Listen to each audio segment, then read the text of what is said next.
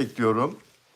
Magazin dünyasında hangi gelişmeler varsa elbette ki hepsini bu programda, bu yayında sizlerle konuşuyoruz ve konuşacağız. En doğru adres Bilal Özcan TV magazinde en doğru kanal, en doğru adres. Bekliyorum katılmanızı arkadaşlar. Gelmenizi bekliyorum. Başlıktaki konu enteresan bir konu. Onu da biraz sonra sizlerle değerlendirelim. Aleykümselam Caner, nasılsın? İyi misin? Hem moderatörüm hem özel abonem Caner. Her şey yolunda mı Caner? Banu Kavaş merhaba. İyiyim, çok teşekkür ederim. Meryem merhaba. Tamar nasılsın? İyi misin? Orzan, Osman merhaba. Teşekkür ederim. Sağ ol Caner. Lydia bonjour Lydia. Orzan biliyor bunu. Alke burada. Simon burada. Milady, Nuray merhaba. Esra, Andorra, hola Andorra. Buenas tardes. Meryem merhaba. Nurhayat, Irena, Caner işsizim, onun dışında her şey yolunda diyor. Caner, o kadar çok işsiz var ki kardeşim. Maalesef, maalesef. Banu Kabaş, iyi akşamlar. 2 gün önce beğendi, evet biliyorum. Ercan Efe, çok teşekkür ediyorum Ercan Efe. Sağ ol güzel kardeşim.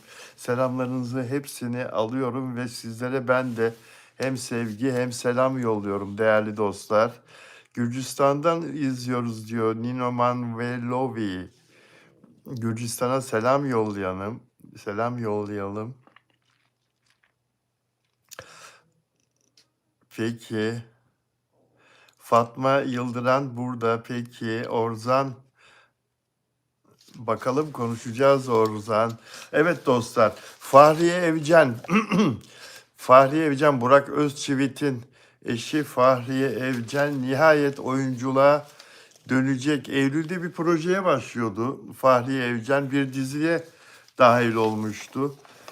Ancak o dizi çekilemedi. Şimdi şu reklam piyasası son derece zayıf olduğu için arkadaşlar, ne yazık ki televizyon reklamları çok azaldığı için eskiye oranla, dolayısıyla her proje hayata geçirilemiyor.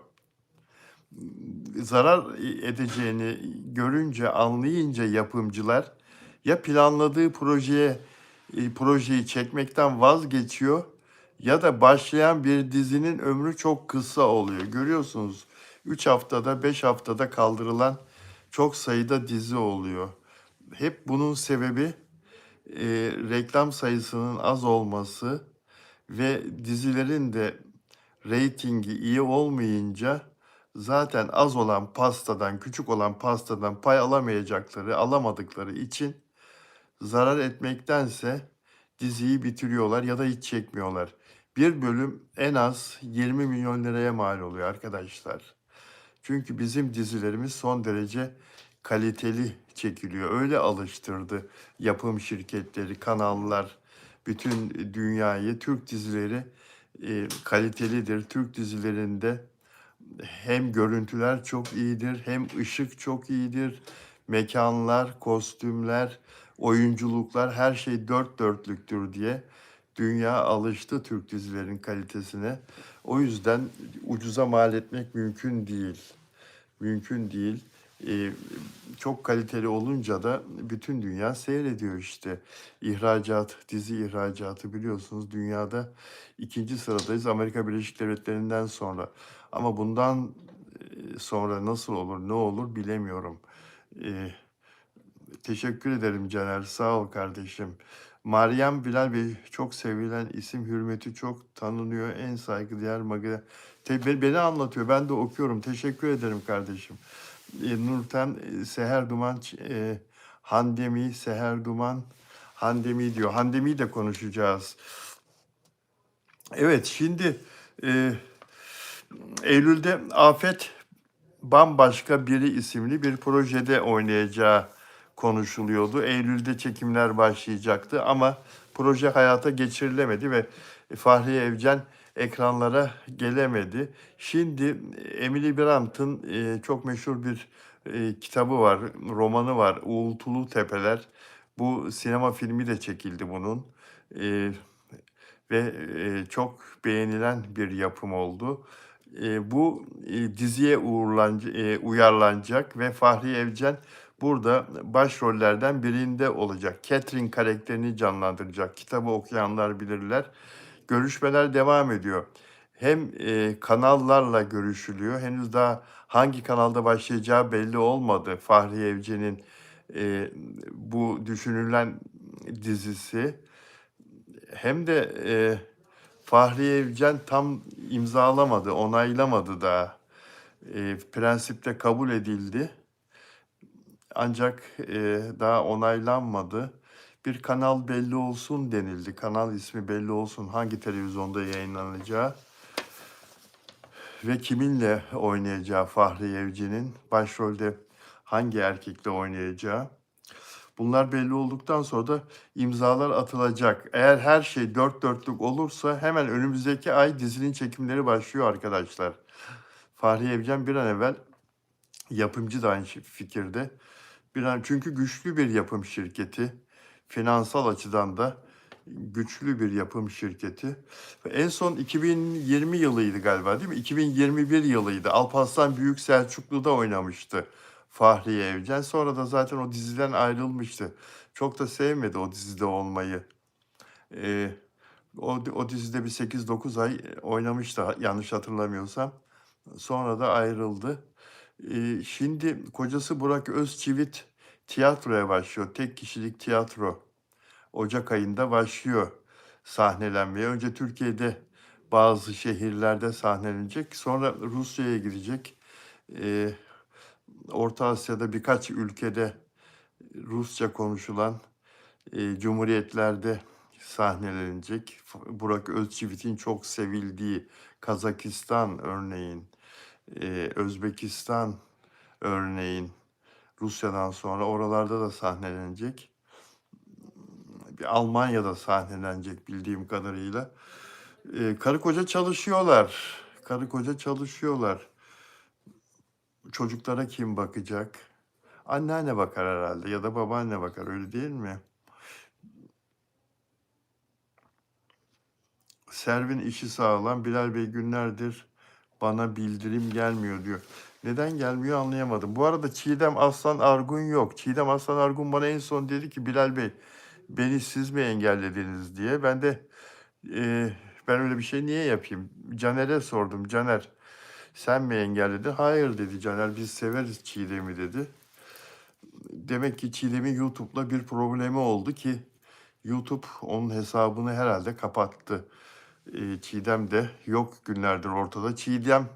Çiğdem'i gören varsa Çiğdem neden katılmıyor yayınlara? Başka bir hesapla mı açamıyor acaba? YouTube bir hesabı kapatınca arkadaşlar aynı kişinin bir başka hesap açmasına izin vermiyor mu? Hani bir disiplin suçu işlediyse o kişi, YouTube'un istemediği bir şekilde davrandıysa uygulama üzerinde, ondan dolayı kapandıysa herhalde izin vermez. Neyse yani biz iyi anlaşıyorduk Çiğdem'le. Umarım geri gelir.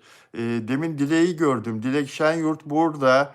Magazini çok seven Frankfurt, Almanya'dan benim özel üyem Dilek Şenyurt, özel abonem. Tıpkı Caner gibi. Caner de özel abonem. Diğer özel abonelerim burada mı? Selam veriyor Dilek. Aleyküm selam. Diğer özel abonelerime de bir yoklama yapayım. Mesela Nelida Manzano, Arjantin'den Nelida. Teşekkür ederim. Sen nasılsın Dilek? İyi misin? Her şey yolundadır umarım. Nelida Manzano, Arjantin'den. Delfino Dimasio, Şili'den. Delfino Dimasio. Bir tanesi geldi galiba. Yo, Dilek'miş yine. Gene gömlekler yıkılıyor diyor. Çok teşekkür ediyorum. Sağ ol. Caner de burada. Evet. Evet. Peki. Senin sevdiğin yemek hangisi diyor. Senin sevdiğin yemek hangisi? Sen yemek hangisini? Soruya bak. Samiye Yüksel, Samiye Hanım burada mı? Samiye Yüksel özel abonem. Ee, Dilek Şenyurt, Caner Tuzcu burada. Samiye Hanım'ı soruyorum. Delfina Dimasio, Şili'den. Güney Amerika'nın güzel ülkesi Şili. Şilililer bana sitem etmişti geçen gün. Şili'den de çok izleyenimiz var arkadaşlar. Demişlerdi ki ya Bilal Bey her ülkeyi konuşuyorsun bizi niye konuşmuyorsun? Olur mu öyle şey güzel kardeşim? Sizi niye konuşmayayım? Selamlar Şili'ye, Şili'nin güzel insanlarına. Andorra'dan bile izleyenimiz var. Demin geldi arkadaşımız Andorra'dan. Kendisine çok teşekkür ediyorum. Avrupa'nın en güzel ülkelerinden, en güzel milletinin Dilek Şenyurt. Evet, yaşadığı ülkelerden biri aynı zamanda. İnsanları da çok iyidir Andorra'nın. Bir kere Andorra'ya uğramıştım yıllar evvel. Fransa'da bir iş seyahati sırasında. Ümran'ı merak ettim var mı bilen? Ümran benim bir dakika.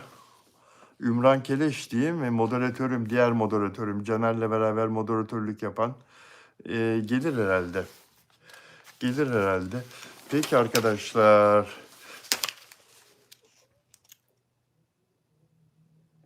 Evet. Şarkıcı Teoman ya şarkıcı Teoman iyi ki varsın kardeşim ya. İyi ki varsın. Yıllar ne çabuk geçiyor. Teoman 58 yaşına geldin ya. Evet şöyle bir baktım da Teoman eski günlere, eski röportajlara. e, Hızla geçmiş seneler. Bir ara Teoman o kadar çok çalışıyordu ki, o kadar yoğun çalışıyordu ki arka arkaya albümler çıkarıyordu. Bazen her sene, bazen 2 senede bir ne şarkılar yaptı Teoman ya. 17 ne güzel şarkıdır o. Papatya, Yağmur, Gönül Çelen. Aman Allah'ım şarkının güzelliğine bakar mısınız? Gönül Çelen hatırlıyorsunuz değil mi? İstanbul'da sonbahar. Süper bir şey. Spotify'dan dinleyin lütfen. Hem beni dinleyin hem onu dinleyin. Yapabilirsiniz. iPad'den ya da bilgisayardan açabilirsiniz eğer beni cep telefonundan izliyorsanız. İstanbul'da sonbahar müthiş. Senden önce senden sonra harika bir şarkı. Rüzgar Gülü. Ya nefis ya. Ve benim en çok sevdiğim şarkısı hangisi biliyor musunuz Teoman'ın dostlar? Hangisi tahmin eden var mı? Teoman adam diyor Caner. Hola Arjantin'e. Arjantin'e. Ben de zannettim Nelida geldi ya. Caner ya. Nelida'ya selam verecektim. Hola Nelida diye. Caner demiş. Hola Arjantin'e. Arjantin'den bize yazan bir arkadaşımıza herhalde. Derin ben derin bu hangi dil bu? Bu Çince değil bu başka bir dil bu. Hangi dil? Hangi dilde yazıyorsun derin? Dilek Şenyurt'ta gülüyor tabii güler. Caner Hola Arjantina deyince Korece, derin Korece. Güney Kore'ye gittim, Seul'e gittim arkadaşlar. Mustafa Sandal'la beraber gittik. Mustafa Sandal yıllar önce Seul'de, Güney Kore'nin başkentinde bir konser verdi. Menajeri o zaman Murat Yıldırım'dı. Murat'ı çok severim. Murat da beni çok sever. Mustafa Sandal da çok eski arkadaşım. Yıllar önce Bilal abi Güney Kore'ye gidiyoruz konsere gelir misin demişti.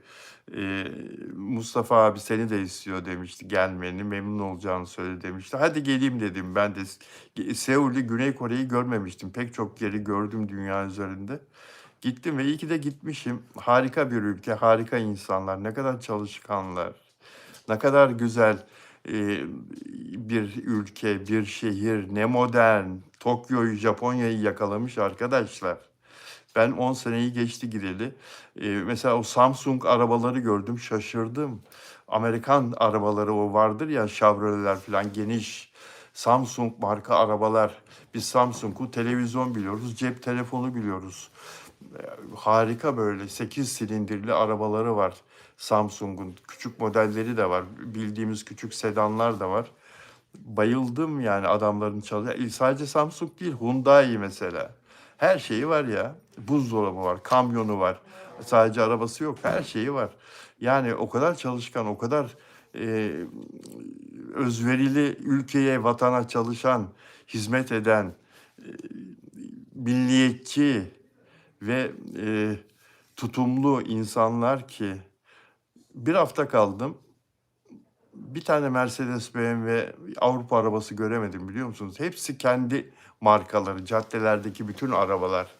Yani e, o kadar gezdim, o kadar yer gezdim. O metrolara falan bindim. Hep daha iyi, şehri daha iyi tanımak için halkın bindiği araçlarla gezeceksiniz. Toplu taşıma araçlarıyla bir yere gittiğiniz zaman.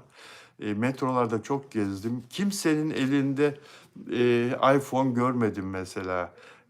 Ya da bir başka Avrupa, Amerikan malı cep telefonu görmedim. Hep Kore malı cep telefonları. Hepsi gördüklerim. Kendi ülkelerinin cep telefonu. Bir tane iPhone kimsenin elinde görmedim. Hiçbir gencin, hiçbir insanın elinde yoktu biliyor musunuz? Bu kadar kendi mallarına, kendi üretimlerine yerli malı, yurdun malı deriz ama biz buna uymuyoruz maalesef. Çok çalışkan insanlar, çok güzel insanlar, tertemiz, pırıl pırıl. O şehir tuvaletleri, şehirlerin içindeki umumi tuvaletler mis gibi kokuyor. Şaşırırsınız. Hani oda parfümleri vardır ya. Yani onu otomatik olarak herhalde şehir şebekesi gibi her tarafa bütün umumi tuvaletlerde o kokular harika yani. Hangi saat girerseniz girin ve mutlaka içeride bir müzik sesi geliyor kulağınıza. Piyano sesi ya da gitar sesi ya da keman sesi.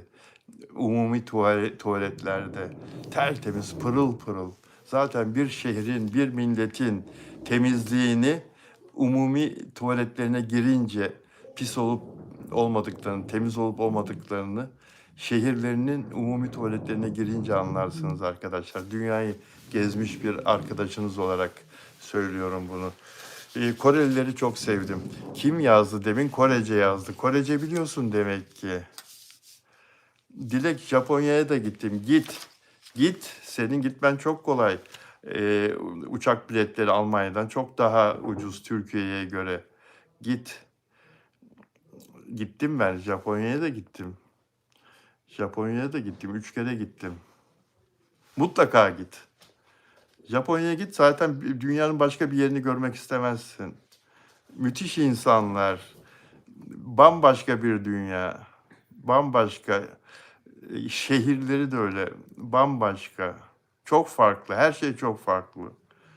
Ve çok güvenlikli. Gece saat 2'de, 3'te insanlar, kadınlar, kızlar sokaklarda rahatça geziyorlar. Hiçbir hırsızlık, yan kesicilik, sarkıntılık asla. Asla öyle şey yok Japonya'da. Asla hiçbir şey yani hiçbir tehlikesi yok. Gece kadınların, kızların sokaklarda dolaşması. Londra'da, Paris'te, Berlin'de belli semtlerde dolaşamazsınız gece sokaklarda. Kadınlar, kızlar, erkekler bile dolaşamazsınız. Dolaşamazsınız.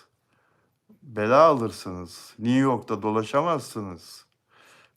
Gece metrolara binemezsiniz kadınlar tek başınıza. Erkekler de öyle. Gelir sana kafayı çekmiştir, haplanmıştır. Gelir sana bir şekilde sataşır. Japonya o bakımdan dünyanın en güvenli birkaç ülkesinden biri. Güney Kore de öyle. Güney Kore de öyle. Evet, biz Tolga Sarıtaş biliyorsunuz birkaç ay evvel baba olmuştu. Gündüzleri aksiyon diyor, geceleri pış pış diyor. Nasıl geçiyor diyor günleriniz? Muhabir Tolga Sarıtaş'a Teşkilat dizisinin sevilen oyuncusu. Yakışıklı oyuncusu Zeynep Hanım'la evlenmişti. Modelist, modacı Zeynep Hanım'la evlenmişti. Zeynep Hanım da İzmir'in tanınmış varlıklı ailelerinden birinin kızı. Çok sevdiler Tolga ile birbirlerini. Tolga Sarıtaş'la bayağı da uzun flört dönemleri oldu onların. 5-6 sene değil mi? Ve ikisi de birbirlerine verdikleri sözü tuttular, evlendiler. Evlendiler ve çocukları Ali dünyaya geldi. Birkaç ay önce baba oldu. Eşime fırsat buldukça yardımcı oluyorum diyor. Geceleri pış pış, gündüzleri aksiyon diyor. Gündüzleri sete gidiyorum diyor. Ama geceleri diyor sağ olsun Zeyno diyor eşine. Benden diyor e, o görevi alıyor diyor. Geceleri uyumamı istiyor diyor. Çünkü diyor sabah diyor sete gidiyorum diyor. Her gün diyor. Dolayısıyla hanım diyor çok daha fazla ilgileniyor diyor bebekle. Ne güzel sevdim bak bebekle e, annesinin kendisinin hanımın ilgilenmesini geceleri uyanıp da çocuğa süt emzirmesini, altını annesinin değiştirmesini. Çünkü varlıklı ailelerde, ünlülerde genellikle gece uyanmak istemezler anneler. Sağarlar gündüzden sütlerini, dolaba koyarlar. Gece uyandığında hemen bir ılıklaştırır yardımcı kadın, bebeğin dadısı. O uyanır, o bakar, dadı bakar bebeğe geceleri genellikle böyle varlıklı ailelerde, ünlülerin ailelerinde ama sorumluluk sahibi anneler çok güzel bir şey.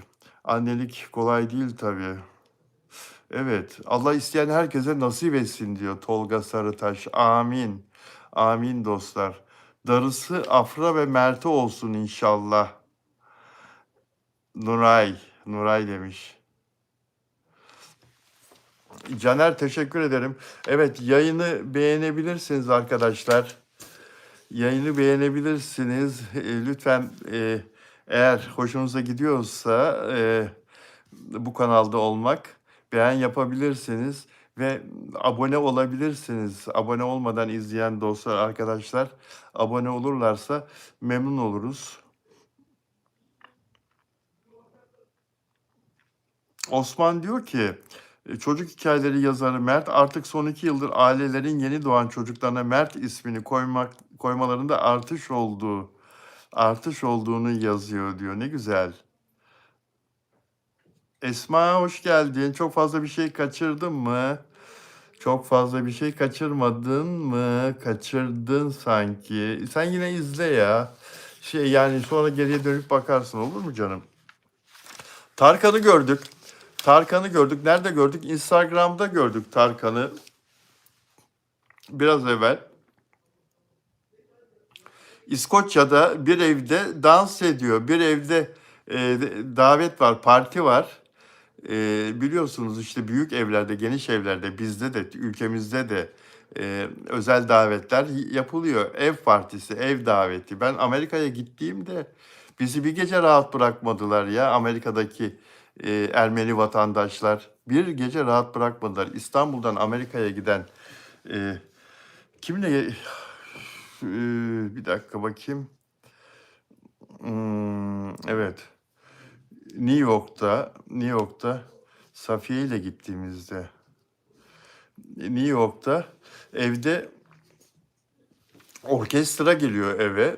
6 kişilik, 7 kişilik orkestra geliyor. İşte o davul kuruluyor, gitarlar kuruluyor, yapılıyor. O orkestranın bütün enstrümanları falan kuruluyor. Böyle salonda yüksek bir yer var. Siz salonun genişliğini düşünün. Sahne gibi bir yer var salonda. Ondan sonra orada orkestra kuruluyor. Misafirler salonun çeşitli yerlerinde oturuyorlar. Kanepelerde, koltuklarda, kimi yerlerde oturuyor, kimi ayakta. Ondan sonra Türkiye'den gelen sanatçı da orada şarkı söylüyor ve evde bir davet, bir parti. Bu bizde de yalılarda çok yapılır mesela, konaklarda çok yapılır. Boğaz çevresindeki evlerde, zenginlerin evlerinde çok yapılır.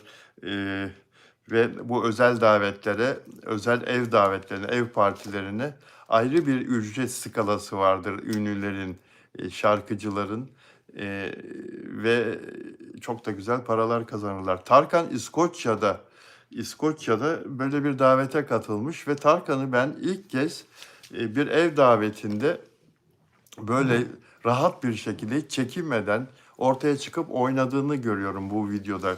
Sosyal medyada görebilirsiniz o videoyu. Kuzu kuzuyu söylüyorlar. Kuzu kuzu daha doğrusu çalıyor teypten. Bir DJ var anladığım kadarıyla.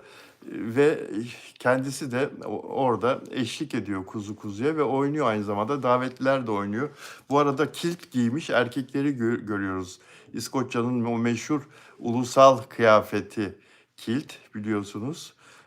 Onu giymiş erkekleri görüyoruz. Onlar da oynuyorlar. Tarkan'a eşlik ediyorlar. Ve söylediğim gibi bu özel davetlerden ünlüler kendi normal konser ücretlerinin dışında çok özel para kazanıyorlar. Çok özel kazanım elde ediyorlar. Evet. Seda Bakan. Seda Bakan Adile filminde, Adile Naşit'in hayatının anlatıldığı Adile filminde Müjdar'ı canlandırıyor. Biliyorsunuz, görmüşsünüzdür haberleri, fotoğrafları. Hmm. Tabii canım. Bir daha yollasana onu Tarkan'la ilgili, Düsseldorf'la ilgili. O bir daha gelsin. Tam okuyamadım onu. Bir daha gelsin.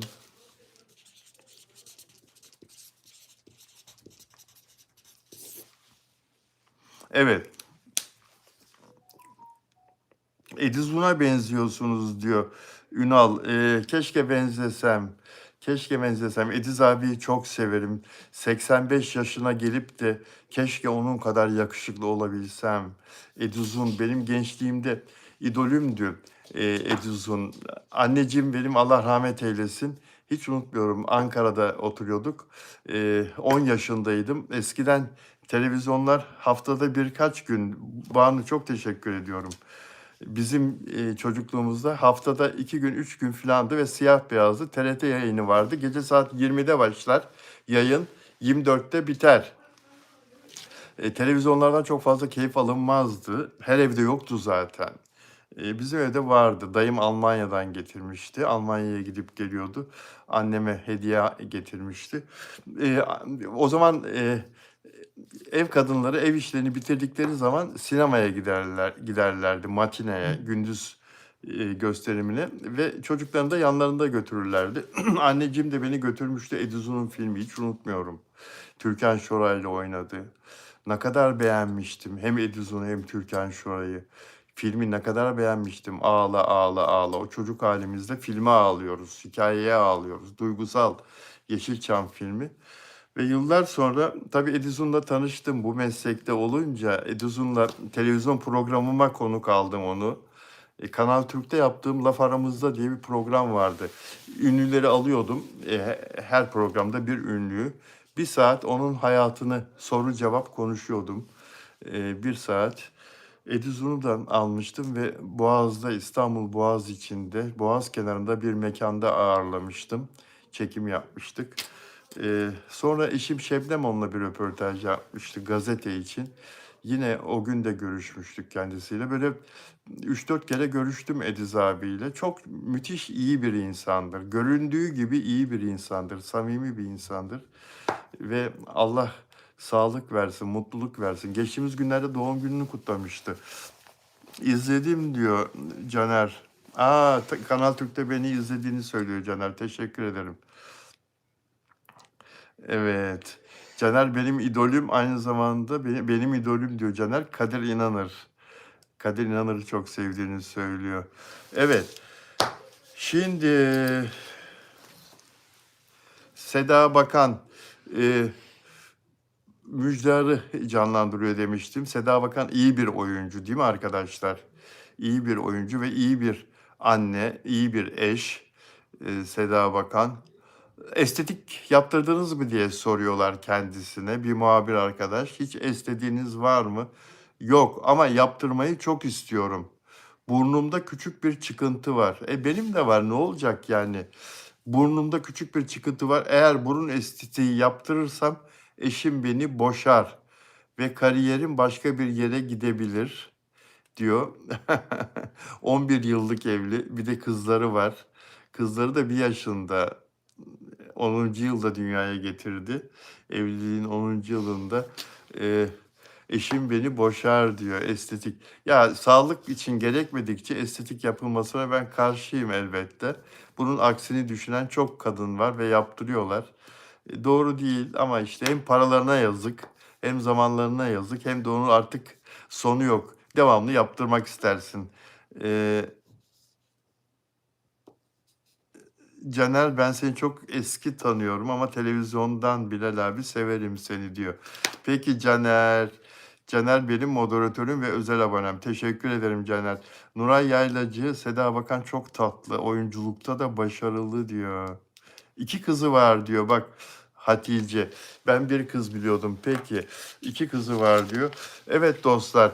Yani estetik konusunda ben de Seda Bakan'ın eşi gibi düşünüyorum. Tabii burada boşar demesi biraz abartmış. Yaptırmaz zaten. Eşi uygun görmüyorsa, sağlık problemi yoksa Seda iyi bir kızdır. Problem çıkarmaz öyle, huzursuzluk çıkarmaz, yaptırmaz zaten. Kardeş payında çok başarılıydı Seda Bakan. Nurhayat. Nuray pardon. Nurcan, o ben değilim ya. Oğlunuzun dilini değiştirdiği doğru mu diyor. Nurcan K. O ben değilim. Ben değilim. Benim öyle bir oğlum yok. O onu yazan kişi, onu paylaşan kişi e, abarttı işi. Ergün Özcan benim oğlum filan değil.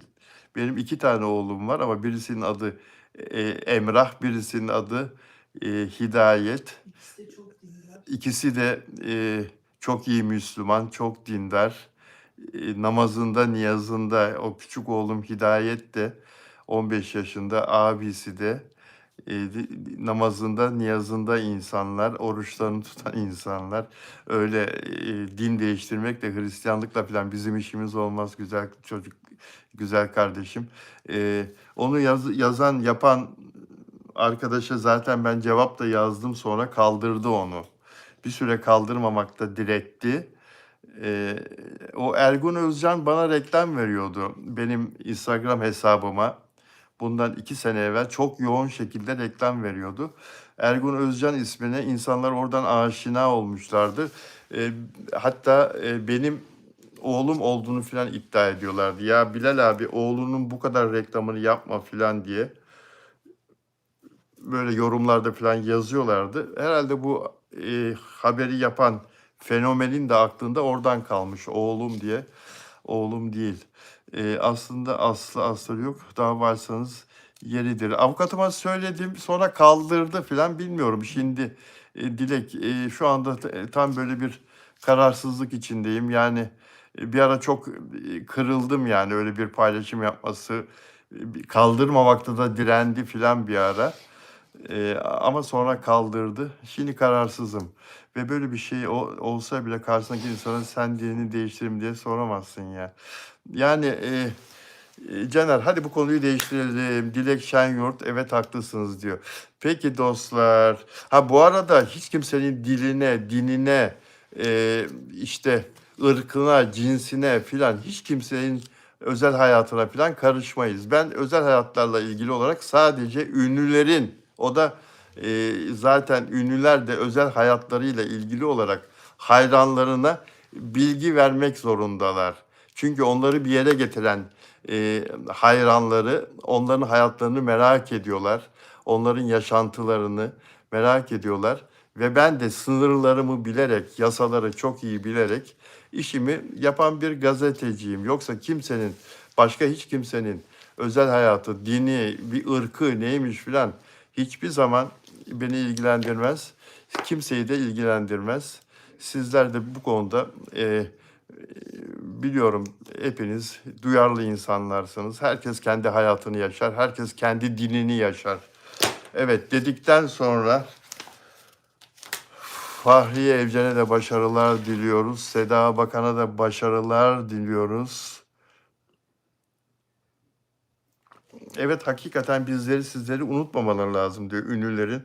Zira onları da bir yere getiren bizler diyor. Sizlerin alkışları, sizlerin beğenileri, sizler seyretmezseniz, o diziler reyting almazsa, işte bak yayından kaldırılıyor. Yayından kaldırılan dizilerin oyuncuları maalesef Eee, yani hem ekmeklerinden oluyorlar hem, eee, kamuoyu tarafından başarılı olarak, değerlendirilmiyorlar, başarısız olarak konuşuluyorlar.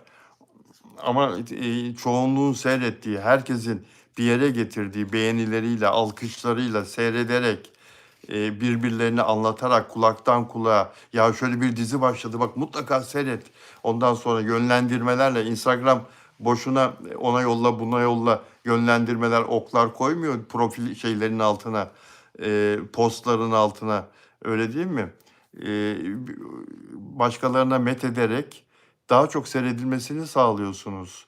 Dolayısıyla sizler esassınız, yani ünlülerin hayatında sizler çok önemlisiniz ama bazısı kıymetinizi bilir, bazısı da bilmez. Tuğçe Kazaz değişti, dini Yunan'la evlendi. Hiç de merak etmiyorum ne yaparsa. Herkesin kendi hayatı.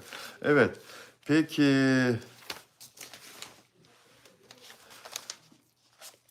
Hande Erçel'le ilgili sonra geri döndü. Aşkı bitince Kazaz geri döndü. Hristiyanlıktan çıktı. O Yunanlıyla sonra boşandı. Aşkı bitince doğru söylüyorsun Nur Hayat. Geri döndü. Geri döndü. Notlarıma bakıyorum arkadaşlar. Evet.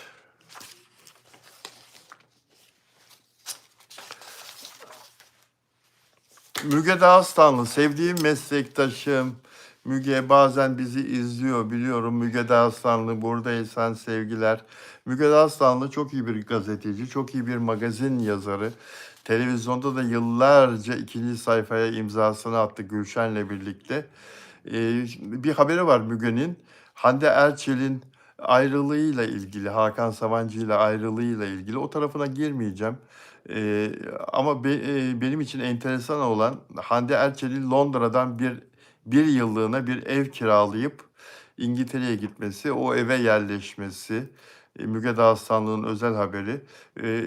İngiltere'de İngilizceyi geliştirecek, dil kursuna gidecek, workshop'lara katılacak. Yıllardır söylüyoruz Hande Erçel, oyunculukla ilgili kurslara katıl, oyunculuk eğitimi al, oyunculuğu geliştir diye. Şimdi bu İngiltere, Londra macerasında bunu da yapacak arkadaşlar. Müge Dağıstanlı'nın haberine göre oyunculukla ilgili workshop'lara katılacak. Senaryo yazarlığı üzerine eğitim almak da istiyor ve alacak. Hep fikirleri bu yönde. İstanbul'a sadece işler için gelip tekrar Londra'ya evine geri dönecek. Çok iyi yapar. Çok iyi yapar. Londra'da yaşadığı için yaşarsa orada ki yaşayacak. Orada yaşarken zaten dilini öğrenir.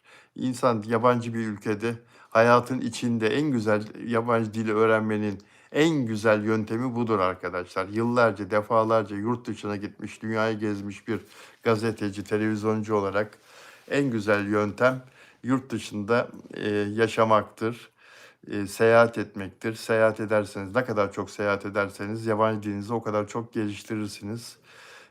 Kendi ülkenizde yaşarsanız, kendi ülkenizdeki konuşulan dili konuşursunuz. Dolayısıyla dilinizde, yabancı dilinizde körelir. Eee Hande Erçel bu sefer doğru yapıyor. Bu sefer doğru yapıyor. Evet, esas lisan dil, o dili kendi ülkesinde yaşamak lazım diyor Dilek Şenyurt. Ne kadar özel okulda okusanız da olmuyor.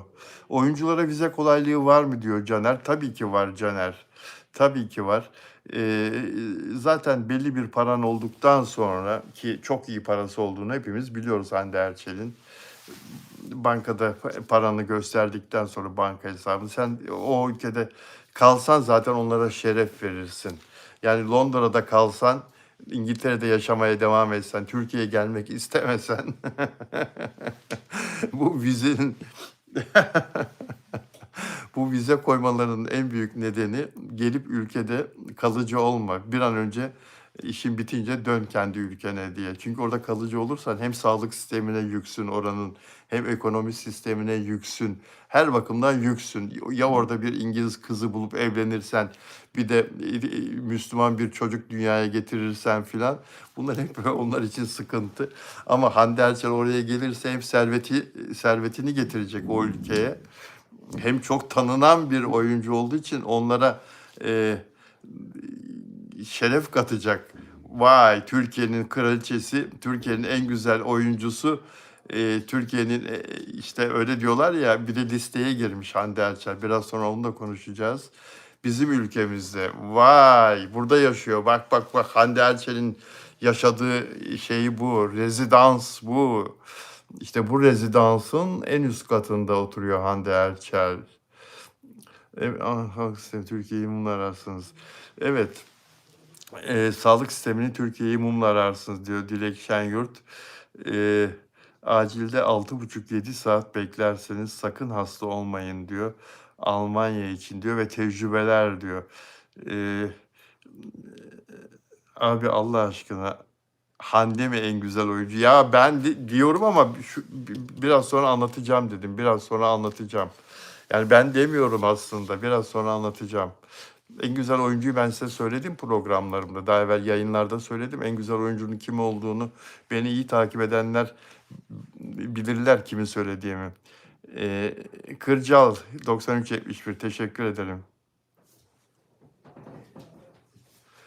Bir başınız ağrısa eczacı ilaç vermez. Hastaneye git, doktor gerek görürse yazıyor. Almanya'da. Evet, çok kurallar ülkesi Almanya. Amerika Birleşik Devletleri'nde nasıl, onu söyleyeyim ben de. Peki Dilek. Amerika Birleşik Devletleri'nde markete alışverişe gittiğiniz zaman ilaçlarla ilgili bir bölüm var. Oraya gidiyorsunuz arkadaşlar. Envai çeşit ilaç. Sözüm ona mineraller, vitaminler, bitkisel ilaçlar marketlerde satılıyor ama envai çeşit pek çok şeyi bulabiliyorsunuz. Baş ağrısı içinde, soğuk algınlığı içinde. Orada da böyle ortalarda, ki orada da kurallar var tabii. Yani reçeteyle bazı ilaçları alabiliyorsunuz ama Almanya katı. Fransa da aynı şekilde Dilek. Öyle olması, Avrupa ülkeleri öyle. Öyle olması, mesela İngiltere'de ben Londra'ya çok gittim. Bir gidişimde soğuk algınlığı, ondan sonra büfeden Tylenol almıştım. Soğuk algınlığı ilacı. Onların isimleri değişebilir ama hepsinin formülü aynı, biliyorsunuz değil mi? E, Almıştım büfede, yani o sigara satılan büfelerde. Böyle vitrin kenarında duruyoruz. Mevsim kış zaten. Herkes hasta olduğu için bir vitrin kenarına dizmişler o dediğim ilacı. Nerelisiniz diyor. Ünal Gümüş. Ben İstanbul doğumluyum ama baba tarafından Erzincan Kemaliye, anne tarafından Antalyalıyım. Caner efendim diyor Caner. Handemi sevgili diyor. Seher Duman, Handemi sevgili. Handemi sevgili, onu ilk ben söylemiştim. Ben iddia etmiştim, biliyorsunuz, Handemi'nin sevgili konusunu. E, Yeri gelince konuşuruz onu tekrar. Evet, Handemi ile ilgili, Hande Erçel ile ilgili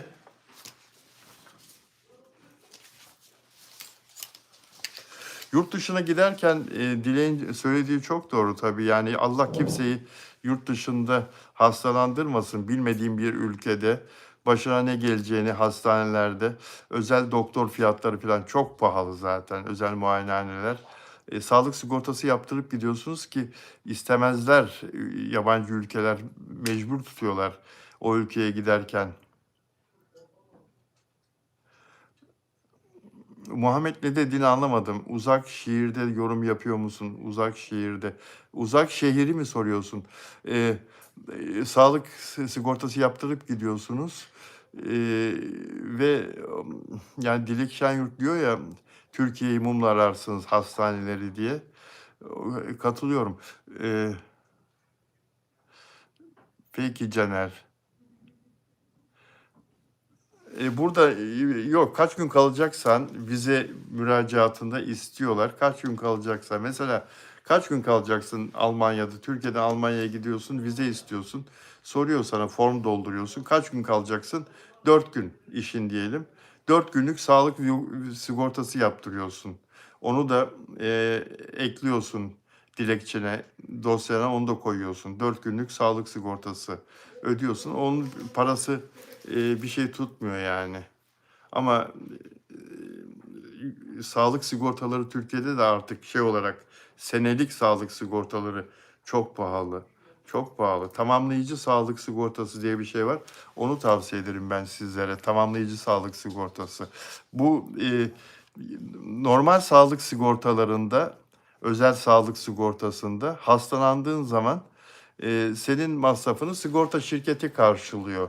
Özel şirket karşılıyor. O şirket ödüyor. Sen primini ödediğin için şirket sana sözleşmendeki o maddelerin sınırına kadar, ama tamamlayıcı sağlık sigortasında senin masrafını SGK'ya bağlıysan, çalışanların hepsi ya emekli sandığına ya SGK'ya bağlı. Senin hastane masrafını, doktor masrafını SGK karşılıyor.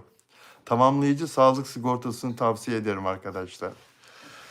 Çok uygun. Fiyatlar diğerine göre çok uygun. Peki, şimdi Hande Erçel'in Türkiye'nin ve dünyanın en güzel kadını listesinde olduğu bir anket yapılmış. Dünyanın en güzel 10 aktristi diyor. Aktrist demek havalı bir şey. Aktrist. Oyuncu demiyorlar. Dünyanın en güzel oyuncusu. Oyuncu. Banal, sıradan oyuncu. Aktrist dedim mi? Böyle bir şey katıyorsun. Fransızca bir kelime değil mi? Aktrist. Yani böyle bir sosyetik bir hava katıyorsun. Bir lüks bir şey çıkıyor ağzından. Aktrist. En güzel 10 aktristi böyle yayınlıyorlar, bu haberi böyle duyuruyorlar. 10 aktristi arasında Hande Erçel de var. Baktım kaynak ne? Çoğu haberde kaynak yok. Netizens Joyce olduğunu gördüm. Netizens Joyce olduğunu gördüm. Yani Netizens Joyce nete katılanlar, internete internet netizens, citizens halk, vatandaş, citizens vatandaş, citizen vatandaş, Joyce da seçim, internetteki vatandaşların seçimi. Yani kaynak bu. Kaynak bu arkadaşlar. Yani şişirmece. Bu bir fanların doldurduğu, gerçekleştirdiği bir anket, bir oylama. Objektif bir güzellik anketi değil arkadaşlar. Dünya standartı ölçüsü gibi sunuluyor. Dünya standartı gibi, dünyada bir seçim olmuş gibi sunuluyor. Öyle bir şey yok arkadaşlar. Burada haberin içinde kullanılan oy sayısı yok. Katılımcı kriterleri yok. Metodoloji anlatılmıyor. Metodoloji belirsiz. Yani hangi metotla yapıldı bu anket, bu yarışma her neyse. Bu anketin oylamanın yöntemi ne, usulü ne, sistematiği nasıl, kuralları ne? Yok bu. Kaç kişi katıldı, ne zaman yapıldı? Bunların hiçbiri yok. Hiçbiri açıklanmıyor. Yani arkadaşlar bir fan grubu oturup kendi yıldızlarını, kendi sevdikleri kişiyi yüceltmek için toplumda böyle bir şey yapıyorlar. Araya Pakistan'ın en güzel oyuncusunu da katıyorlar. Orada biliyorlar. Tara internette bak, arama motoruna yaz, zaten cevabı var. Hindistan'ın en güzel oyuncusu yaz kim diye. Onu da oraya ekle, 8. sıraya ekle. Ondan sonra İngiltere'nin en popüler oyuncusu kim, en güzel, onu da yaz. Hollywood'dan bir iki tane yaz. Hande Erçel'i de 10. sıraya yaz. Ayıp olur yoksa. O zaman derler ki bu fan işi. 10. sıraya yazmazsan Hande Erçel'i, 3'e yazarsan, 2'ye 1'e falan yazarsan derler ki ya Hande Erçel yaptırmış bunu falan. Onu dememek için yani bu listenin en arkası, ama orada ilk ona girmek de mükemmel bir şey olduğu için, anlatabiliyor muyum? Bunu da hiç kimse söylemez medyada. Bu benim anlattıklarımı hiç kimse anlatmaz. Çünkü hepsi inanır. Doğru ya, doğru. Gazeteciler de inanır. Vay Hande Erçel. Hakan Sabancı boşuna değilmiş demek ki. Hakan Sabancı ile sevgili olsaydı derlerdi ki Hakan Sabancı'nın parasıyla yapıldı bu anket. Yani şunu söylemek istiyorum. Ortada bir jüri yok arkadaşlar. Halk oylaması da yok. Özellikle internet ortamında verilen, fanların verdiği oylarla işte böyle bir liste yapılmış. Eğer oylama yapıldıysa o da yani burada oylama yapıldıysa bu fanların oylamaya etkisi %100'dür. Hani burada da haftanın oyuncusu, haftanın erkek oyuncusu, kadın oyuncusu gibi anketler yapılıyor ya. Fanlar ne diyorlar birbirlerine? Mesela atıyorum isimler atıyorum Serenay Sarıkaya'nın fanları. Hadi ya bugün son gün çocuklar hadi ellerinizi çabuk tutun hadi. Hadi Serenay'a oylar Serenay'a hadi. Yani kaç kişi bir kişi kaç oy veriyor? Öyle bir açıklama da yok burada. Bot oylar filtresi var mı? Bot oylar için filtre uygulanıyor mu? O da yok burada. Bunların hepsinin aslında açıklama olarak verilmesi lazım. Madem bu kadar iddialı bir şey yaptınız. Yani arkadaşlar bol bol palavra. Hande kusura bakma. Sen geldin önüme onun için. Listede sen olduğun için. Sen aslında Hande kraliçelerden daha kraliçesin. Yani yanlış anlama. Peki bunu da dedikten sonra Hande güzel çok güzel iyi kelebek kraliçe. Ya benim kimseyle bir alıp veremediğim kimseyle bir hesabım derdim falan yok. Yanlış anlama. Bana diyorlar ki mesela Hande Erçel fanları. Ya Bilal abi aleyhteki her şeyde sen konuşuyorsun filan. Ya ben haberin doğrusunu anlatmayayım mı arkadaşlar? Ben niye gazetecilik yapıyorum ya? Eğer ben bunu içime atarsam, saklarsam, konuşmazsam o zaman mesleğime ihanet hem bilip de konuşmazsam, araştırmışım, böyle olduğunu görmüşüm, söylemezsem yani o zaman işime ihanet etmiş olurum, mesleğime ihanet etmiş olurum. Öyle değil mi arkadaşlar? Hande kusura bakmasın ama bunun işin gerçeği bu. Ve hep Hande için bu listeler yapılıyor nedense. 3 ay sonra 4 ay sonra bakın yeni bir listede yine Hande'nin adını göreceksiniz. Bu sefer dünyada 14. sırada olabilir ya da dünyada 7. sırada en güzel oyuncu Hande Erçel diye çıkabilir. Ebru bana selam verdi.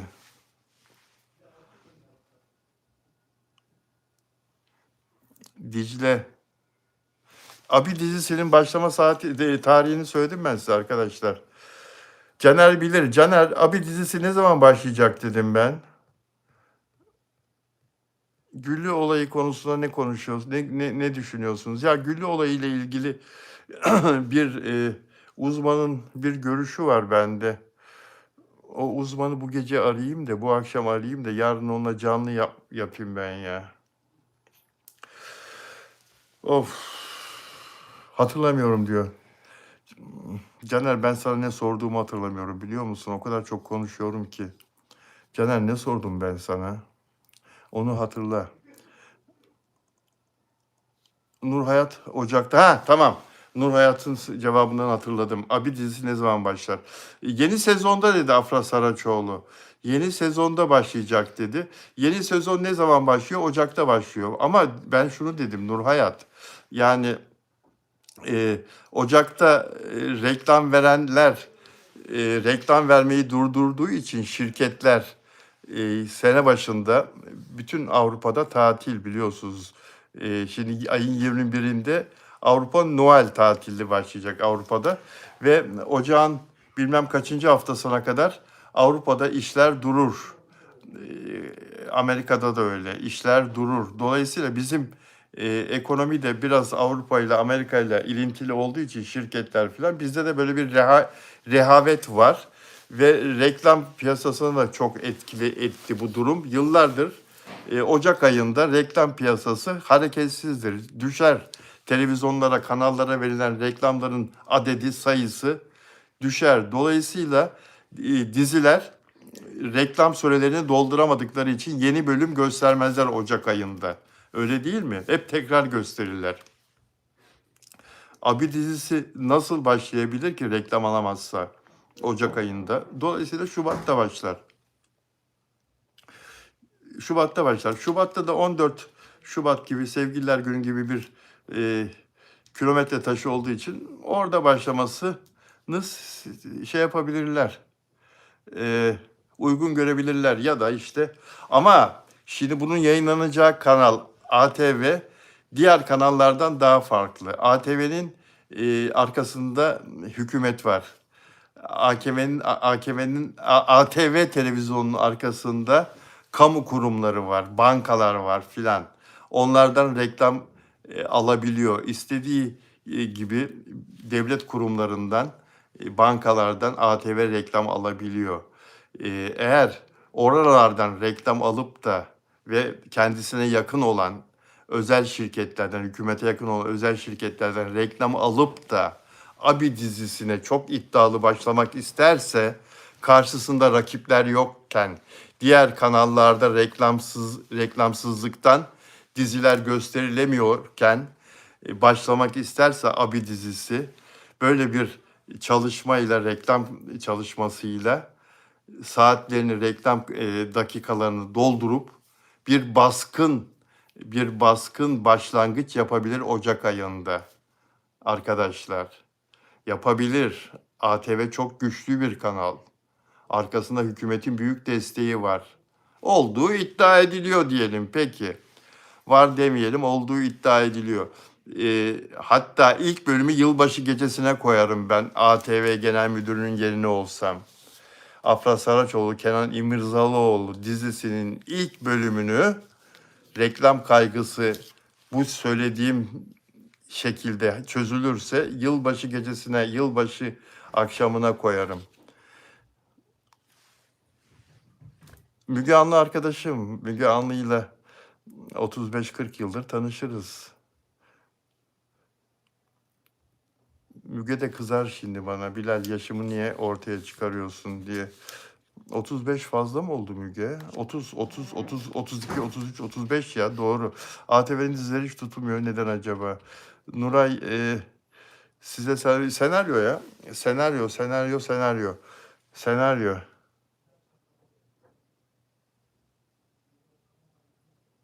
OGM yaptırdığı ankette. Osman, onun kaynağı var mı? Bu söylediğin çok önemli. Kaynağı varsa bana link atabilir misin? OGM yaptırdığı ankette Abi dizisinin etkileşim oranı %18. Bu sonuçtan Onur memnun kalmamış. Kalmaz. Dilek Şenyurt, diziden proje aşamasına çıkmak istese bir kişi tazminat öder mi diyor. Sözleşme yoksa, yazılı imza, ıslak imza yoksa tazminat ödemez. Islak imzaya atmadıysa tazminat ödemez. Islak imza attıysa sözleşme maddeleri bağlar. Sözleşme maddesine ne yazıyorsa odur. Abi dizisi başka ülkelere kayıp miras adıyla satılmış diyor Hatice. Ama onu bilmiyordum bak, ama daha hiç başlamadı. Daha hiç başlamadı dizi, başka ülkeler e, bir avans mı yatırdılar acaba? Hiç başlamadı dizi daha. Abi Uzak Şirin'e canlı yayın yapıyor musun diyor Muhammed. Hep aynı şeyi soruyorsun. E, Dilek Şahinot. Peki Dilya. Peki dostlar. Evet. Dilek Şahin soruyor, dizi başlamadan nasıl satılıyor? Merhaba, iyi akşamlar diyor VT'de. Dostlar, Afra Saraçoğlu ve Mert Ramazan Demir'le ilgili çok soru geliyor. Biz ne dediysek o. En son ben size Mert Ramazan Demir'in Afra Saraçoğlu'na aldığı hediyeyi söylemiştim. Hatırlıyor musunuz? Ne söylemiştim? Kim hatırlıyor? Banu Kavaş, Bilal abi diyor, kalp yapmış. Ne kadar güzel kalp. Ne kadar güzel. Ne güzel. Her şey yolundadır, işinde gücündedir Afram diyor Dilek Şahin. Çok güzel bir saat demiştim. Evet, Sema bildi. Rolex marka saat. Dilafruz da bildi saat. Nurhayat da bildi saat. Dilek Şenyurt Rolex marka saat. Tunzale saat. Servin Tunzale. Servin içi sağlam saat. Evet. Abi başlamadan nasıl satılır diyor bütün arkadaşlar. Lidya saat demişsiniz diyor Meryem. Saat, Melahat, Mert Ramazan Demir, Ağla Sevdan başlamıyor. Banu Kavaş saat, Esra saat. Mert Ramazan Demir de Şubat'tan önce başlamaz. Mert Ramazan Demir de artık, yani nerede başlayacak ki arkadaşlar? Geldik Ocağa zaten. Yani şimdi başlarsa Ocak'ta, eğer reklam olayından dolayı yeni bölümler yayınlanmayacaksa 3 hafta Hadi 3 hafta, 4. hafta reklam aldılar diyelim. Ocağın son haftasına reklam buldular. Eee, Yani Mert Ramazan Demir'in dizisi de öyle. Dilya, evet, Dilya da bildi. Mert Ramazan Demir'le Afra Saraçoğlu'nun ilişkisi dışarıya yansıtmadan, ilişkilerini dışarıya yansıtmadan kapalı bir, çok kapalı, sadece kendi çok yakınlarının bildiği bir şekilde devam ediyor arkadaşlar.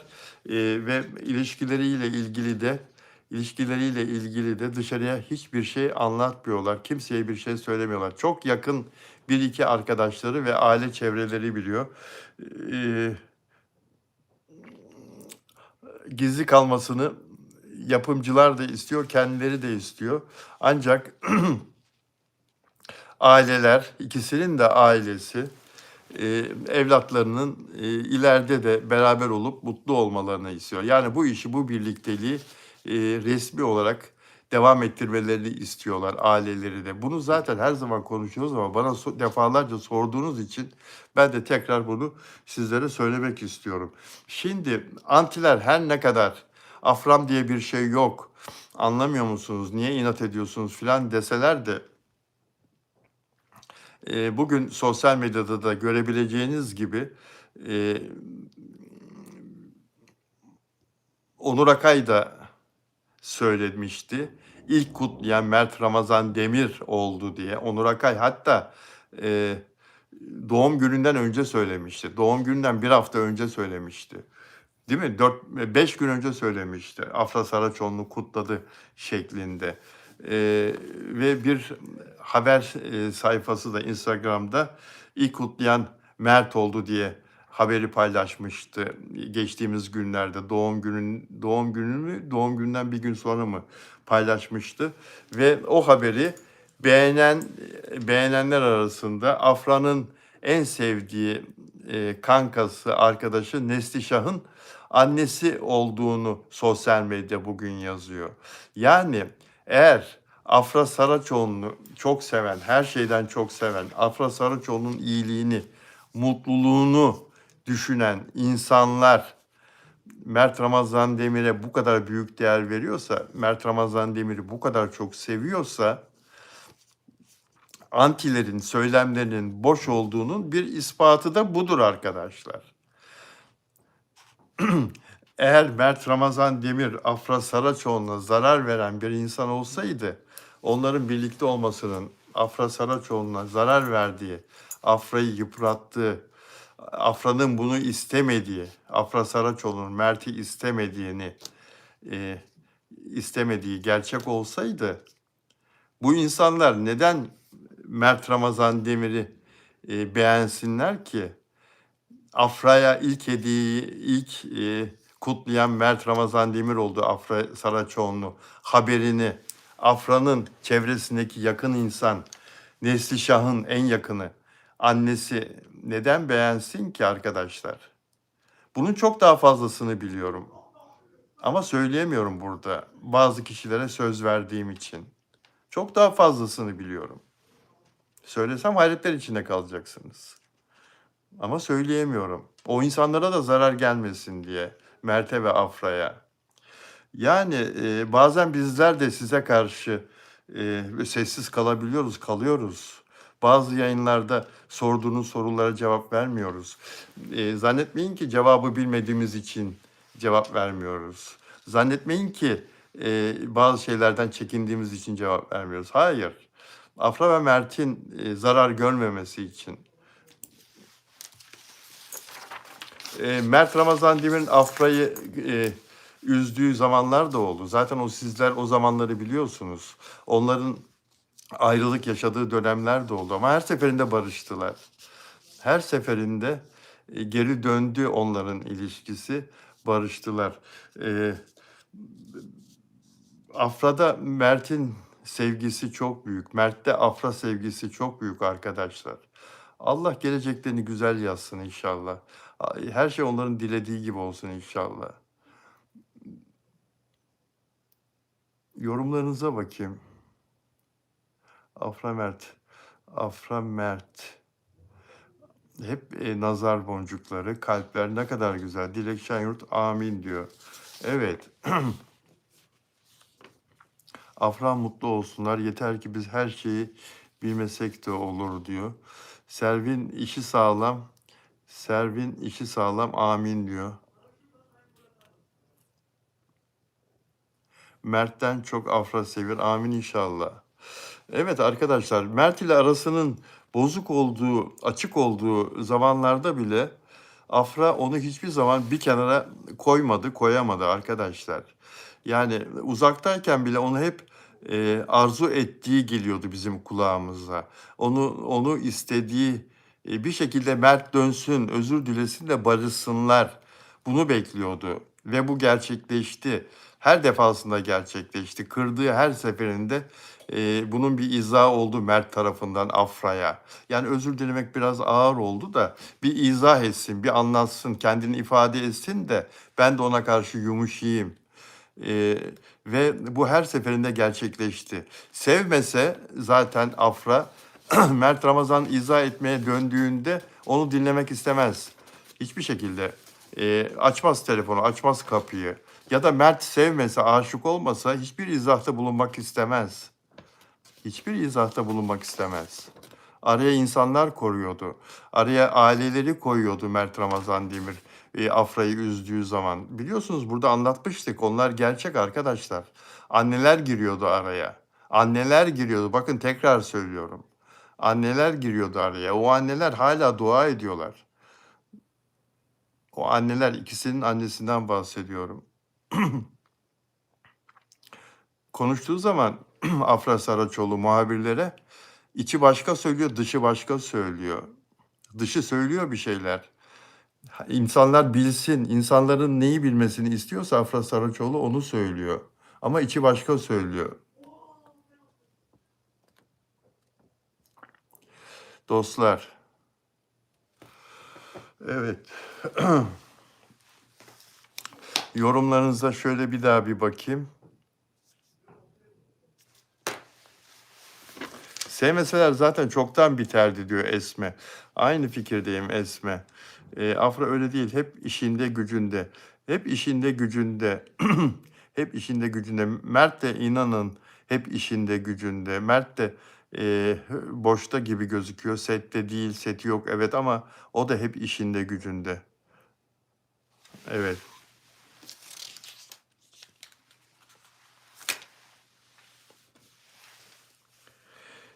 İyi yayınlar diyor Hitler. Teşekkür ederim. Sema her zaman özelini ortaya dökmeli. Özel olan özel kalmalı. Özel olan özel kalmalı der Afra her zaman. Çok doğru. YDT'de Afram için bol bol duacıyım diyor. Teşekkür ederim. Afra hiç üzülmesin diyor.